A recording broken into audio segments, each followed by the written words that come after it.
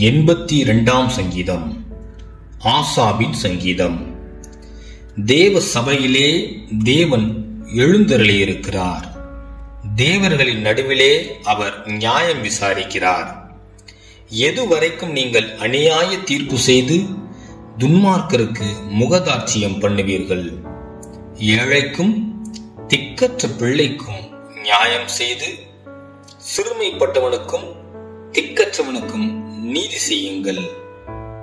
பலவீனனையும் எளியவனையும் விடுவித்து துன்மார்க்கரின் கைக்கு அவர்களை தப்புவியுங்கள். அறியாமலும் உணராமலும் இருக்கிறார்கள், அந்தகாரத்திலே நடக்கிறார்கள். தேசத்தின் அஸ்திபாரங்கள் எல்லாம் அசைகிறது. நீங்கள் தேவர்கள் என்றும் நீங்கள் எல்லாரும் உன்னதமானவரின் மக்கள் என்றும் நான் சொல்லியிருந்தேன். ஆனாலும் நீங்கள் மனுஷரைப் போல செத்து லோக பிரபுக்களில் ஒருவனைப் போல விழுந்து போவீர்கள். தேவனே, எழுந்தருளும். பூமிக்கு நியாய தீர்ப்பு செய்யும். நீரே சகல ஜாதிகளையும் சுதந்திரமாக கொண்டிருப்பவர்.